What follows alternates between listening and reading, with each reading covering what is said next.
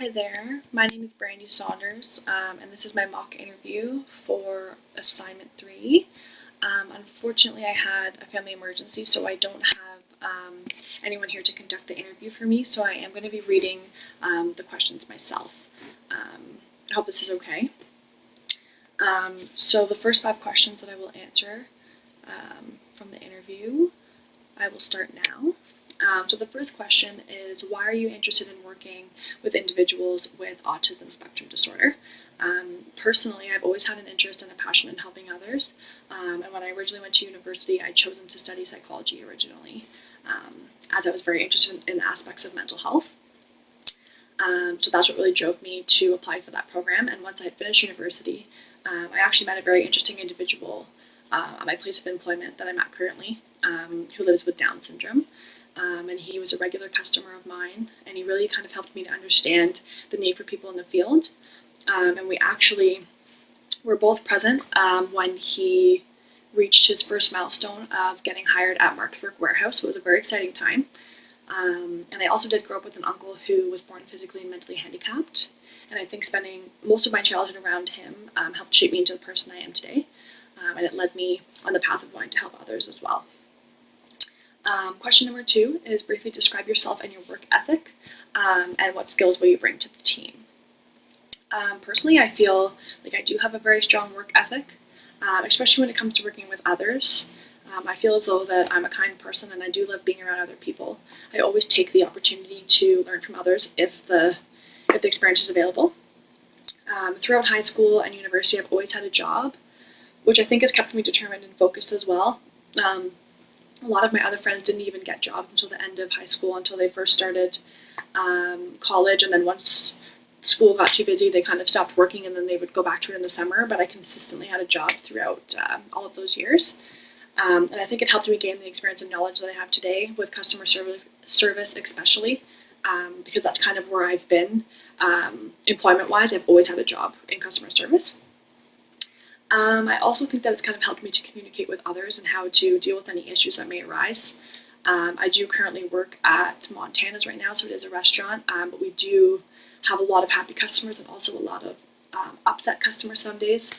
So I feel like that's helped me to kind of experience firsthand how someone might cause a problem, or how a problem might arise, and how I should personally deal with it, and how it's professional to deal with it. And I personally think these aspects would help me in the field and would help me to better understand how to communicate with the clients, and also to communicate with the parents as well. Maybe if the parents are upset or they're not understanding the specific therapy that's happening, I think I would be able at that point to help them and speak with them about it. Question number 3 is, briefly describe your experience working on a team. What do you enjoy most, and what do you find most challenging about working on a team? Like I previously mentioned, all of my employments have been in the customer service industry, which means I'm kind of working around people all the time. Currently I work in a restaurant, like I just mentioned, and although it may seem like it's more so of an individual effort, personally I do feel like it requires a lot of work and a lot of teamwork every day, every shift, in order to make sure that everything goes smoothly. So it kind of requires the teamwork from everyone. So the front of house people, which would be the servers and bartenders, the back of house employees in the kitchen, and especially the management, to make sure that everyone's communicating on a good level, everyone's understanding what's going on, and everyone's kind of reachable in that moment, because everybody is involved in the day-to-day process to make sure that the night goes smoothly and that the guests leave happy when they come into the restaurant and when they leave the restaurant. I also volunteered for the Learning Disability Association of Niagara Region, and I think this helped me gain a lot more knowledge with group work as well, because there would be 3 or 4 volunteers that would be sectioned off to a larger group of clients. So there'd be 8 to 10 kids, ages 4 till 9 roughly. So 1 or 2 of us would work with the younger kids, and 1 or 2 of us would work with the older kids, but then we would start off and come back at the end of the session working all together as a team. So this kind of helped us to focus on making sure every client got the attention they needed and the time they needed in order to learn the activities and fully finish the activities that were given to us at the beginning of the session. And I feel like it's better to have a team supporting you in those types of things and helping individuals through their therapies and activities. Personally, I feel like having a second opinion is always better than having one. especially if you're unsure. You can, even for a clarification or just to know that someone else agrees with you. This way you're able to also gather everyone's opinions and take them into consideration. But on the other hand, some of the limitations or negativities that can come with that, or challenges, is that if two individuals in the group don't really agree with the group consensus, or there's one person that doesn't agree, this can kind of cause hostility and negativity for the clients involved as well, because they're not getting what they need in that time if their therapists or the people working with them are arguing or not agreeing.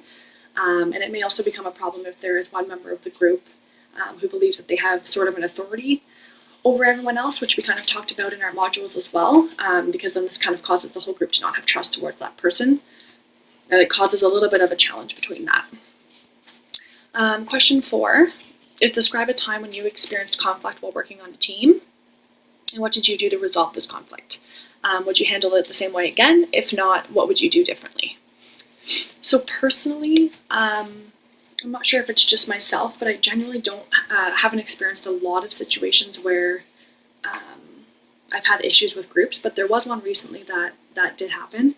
I was recently involved in a situation that I encountered at my workplace. So as a server, some days obviously we get separate tables, we serve them all individually, but some days we also have parties booked, or birthday parties, or just larger groups in general. So this specific situation, there was a party booked for 60 people, which genuinely means that 2 to 3 servers will get designated to that party specifically to make sure that service is top notch, that they get their things quickly, that they're in and out, and that their experience is overall a 10 out of 10, hopefully. So myself and another server agreed on a plan of action for how to facilitate drinks and how to facilitate food, and just kind of how to properly locate the individual who ordered them, because sometimes people will sit down and will go by seat numbers, but people oftentimes get up to speak to someone, or they mingle, or they move seats, so it's very hard to locate where the person went. So normally if it's a hockey party, for example, we go by jersey numbers. So the third server specifically didn't agree with our plan, and she kind of had her own idea of how she would like to go about it, but she had also never served a party that large before. So myself personally, I did go up to her and explain our plan of action, and how we were going to go about it to make sure that it was good for us and also good for them, to make sure we were both having a good experience and that everything went smoothly. But as I tried to explain our plan, she got kind of confused, and she kind of started getting hostile towards myself and the other server, saying that we were trying to force her into doing something she wasn't comfortable with, and she didn't want to be confused, and she thought that her plan would benefit us more. But ultimately I told her her plan would create more wasted time. And generally we try to get drinks to the table within 5 minutes, and food within 20 to 30 minutes. But we couldn't implement a plan that made sense to all of us, which kind of wasted more time with the party as well, which kind of made them a little more impatient. So I ultimately just went to her and I told her that she wasn't going to be serving the party anymore, and that we would just do it by ourselves. That way we could get everything out and done with. If I had to deal with the situation again, I would possibly go talk to management. Sometimes on a busy night it is difficult to pull aside a manager, because they are dealing with customers and trying to get food out as well. And although I do know that I had the most seniority in that moment, and that I am able to personally make that call, I think it would have been more professional of me to just involve management so they could have properly explained the steps of service for a party. Because I think this person specifically just didn't like the fact that it was kind of like another server, level to level, explaining the situation that didn't work. But I think if maybe management went about explaining it to her and explaining kind of what worked best, it might have worked out a little bit better. But it is top priority to make sure the service is quick, and for a party that large, she had set us back 20 minutes further. So it did end up being a little bit hostile between myself and the other server, and then this individual who got booked off or taken off the party. But if I had to deal with it again, I would most likely involve management. That way I know at least someone supports my decision, and that it's not just myself. And that way we can always make sure that service is proper for the guests involved. And just to make sure that the judgment calls are correct and that problems are saved later on. Question number 5 is, how would you describe your ability to receive constructive criticism and to adapt your performance based on this feedback? Personally, I think it is sometimes difficult for everyone to receive criticism, whether it's constructive or deconstructive.